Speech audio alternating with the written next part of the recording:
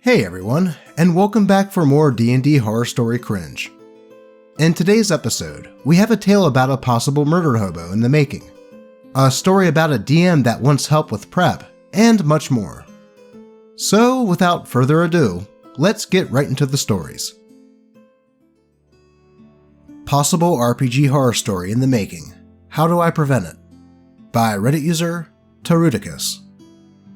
DM here, and I facilitate my friend and his family. They're all new to D&D, and one player in particular seems to already be heading down the dark path. We'll call this young player Joe. I created a DMPC, a life cleric with no godlike powers, not decked out in magic items, just a simple healer, so that I can assist them in battles while they are learning, and to sprinkle some lore onto the players if they're interested. I'll answer questions the players might have through this cleric, and he's always cheerful and more than happy to answer.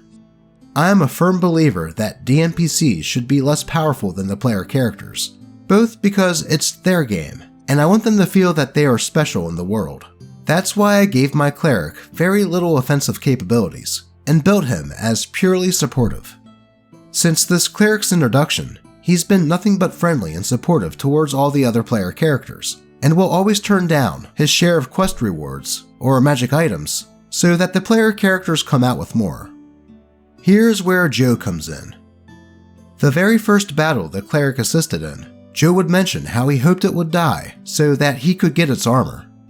I mentioned that the dwarven cleric's armor looked old and rusty, that it would not fit on a dragonborn, and it would be detrimental to the dragonborn barbarian's rage, and that it wouldn't sell for more than a few gold due to its condition. But Joe was adamant that he wanted it anyways.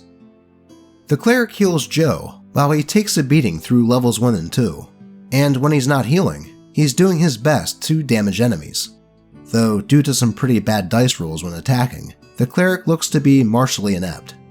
Joe, out of character, states loudly in annoyance that the cleric is useless because it does very little damage, and Joe ignores that he is being blessed and healed through battles.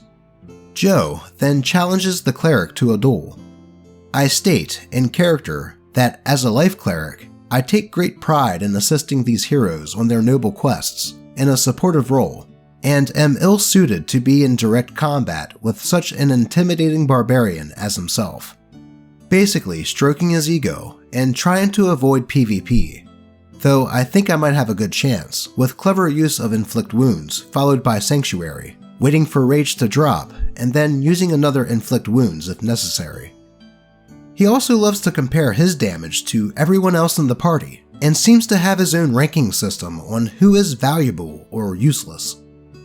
There was a battle where he was taking some heavy damage due to wanting to save his rage just in case, and when he got down to 1 HP, instead of attacking the wounded kobold in front of him, that was his only immediate threat and would die if Joe succeeded any attack roll, he says he turns around and walks away, moving a leisurely 10 feet. I tell him that he could probably kill the kobold, or at least try to dash to get out of range, but he thinks his character is too cool to run away, but worried that he might miss the kobold. Therefore, he just exposes his back to the enemy and barely moves. Then he gets pissed that the kobold would have the audacity to attack him and bring him to 0 HP. The cleric healed him back to his feet, but he was still butthurt for something that was nobody's fault but his own. Other times, he'll brazenly go against whatever the party is doing in classic edgelord form. Example: the mayor of the town invites you to his house to discuss the dire situation the town is in, to which the PC party will all follow, except him, who turns around and walks away. I countered this once by saying, "Okay, your character continues on his own adventure. Please re-roll a character that would be inclined to participate in a party." His response was, "I roll a god." So I respond, "Congrats, you won D&D. Please roll another character that wishes to join the party." He didn't re-roll anything and begrudgingly followed the party. I'm trying my best to ignore out-of-character comments and roleplay the most friendly and supportive DMPC I can, but I can see Joe going murder hobo and power gamer in the future due to his attitude towards the DMPC, his fellow player characters, and NPCs that the party encounters. Every one of the other players is getting along and having a great time. It's just Joe who I can see becoming an issue. Any advice on how I can steer this young lad down the right path? I'd like to nip it in the bud before he does anything drastic to harm the experience of the other players. Yeah, Joe is definitely exhibiting signs of being a that guy and Murderhobo player. And seeing how this is his first time playing D&D, what OP does could make a future great player for other tables, or a future subject of more RPG horror stories. My advice would be to just sit down with Joe privately and politely bring up all the issues that you have with how he is playing, and the reasons of why it can be detrimental to the other players and the game as a whole. If Joe is a decent person, he'll take it in stride and try to work on it. Then, if the issues pop up again, kindly remind him of what you guys talked about. I would also suggest that you make it a rule that there will be no PvP in the campaign, as that could be possibly tempting to his instinctual murder-hobo tendencies. Hopefully, OP does this, and Joe can become an upstanding, avid tabletop RPG player that is a joy to have at your table. Let's move on. Problem DM wants me to write his campaign for him. By Reddit user, Mist Running Ranger.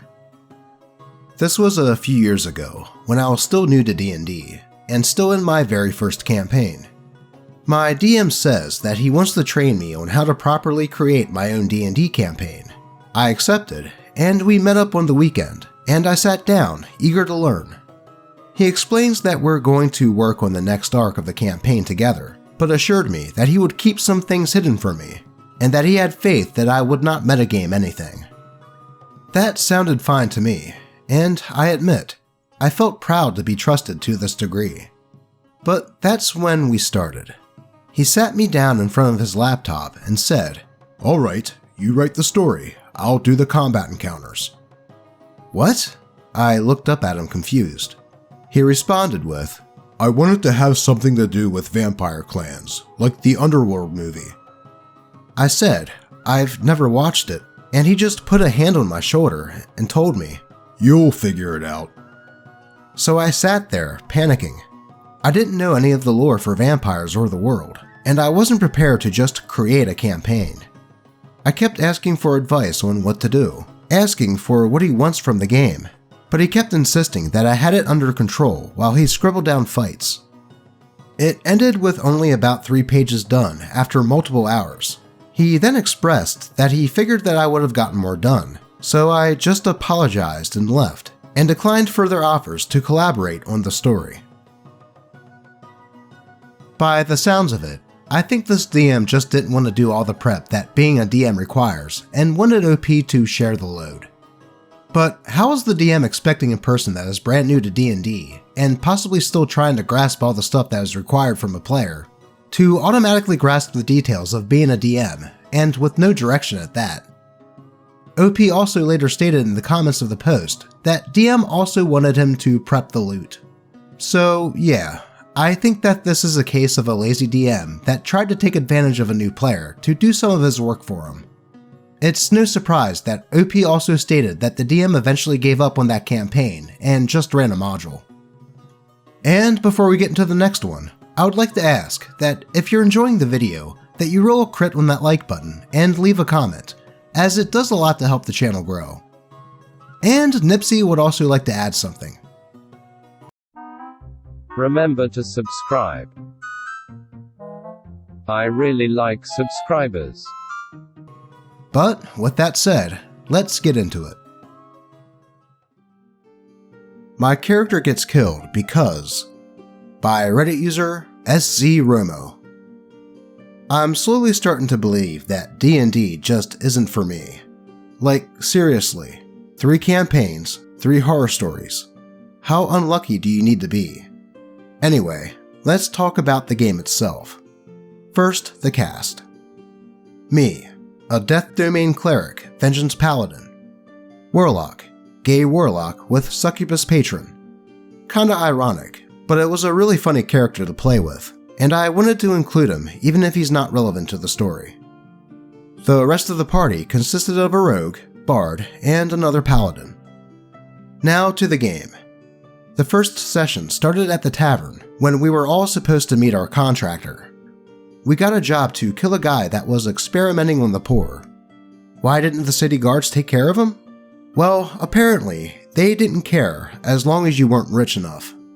And so we began to search for clues leading to his hideout. We asked different people around town that might be connected to him, and after we gathered enough intel, the session ended. I was looking forward to the next session. The second session began with us entering a hideout, only to find it full of some kind of cultist, and so the fight broke out.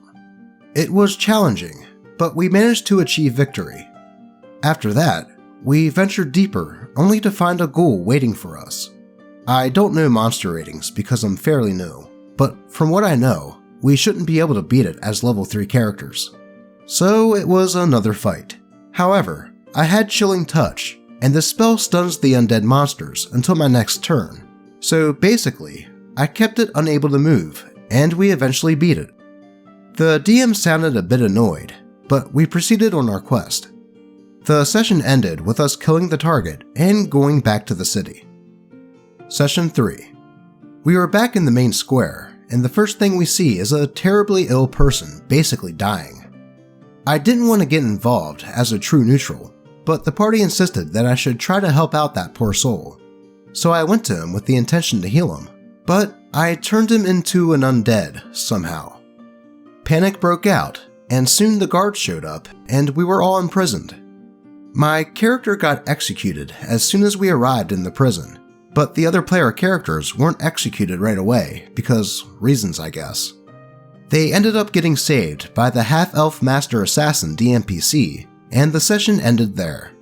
The DM told me to stay for a while because he wanted us to have a talk. He explained that we weren't supposed to beat the ghoul, and he wanted to introduce his character back there to help us beat it, but he wasn't able to, so he killed my character because it's my fault that he wasn't able to introduce his DMPC earlier. Needless to say, but I left that campaign without a word. Well, first, a ghoul is a challenge rating 1, so OP's party shouldn't have had any issue defeating just one of them. And the DM wanting that to be a fight that would be so hard that he could introduce his probably overpowered and awesome self-insert DMPC probably shows how inexperienced he was. Though, I suppose it could have always been homebrew. Second, what the fuck? Killing a player character because they did well in a fight, and it caused you to delay introducing your super cool character that everyone is going to love because of how awesome he is? I don't blame OP for just leaving. And hopefully the other players don't get too enthralled by super amazing half-elf master assassin guy. Let's move on. I have max charisma, so you have to do what I say. By Reddit user, Red80. I'm gonna try to keep this one short for once. We were playing a fan-made Fallout pen and paper RPG. The adventure was simple enough. We were hired on as guards to escort a caravan from the hub to New Reno. It was a fun little adventure, and sure, the GM was brand new, and there were a couple of hiccups from time to time, but overall, it was a good game. The only problem was that guy, that incidentally was the GM from my last post. He had decided to play the face character, and we were okay with that. The big problem was that he had convinced himself that just because he had max charisma and put all of his points into social skills, his character was capable of controlling everyone else's characters, because "I'm so beautiful that you all instinctively want to follow my command," an actual quote from him, and got really pissy out of game whenever we didn't do as he said. He also seemed to be genuinely confused why our characters didn't immediately love his character just because.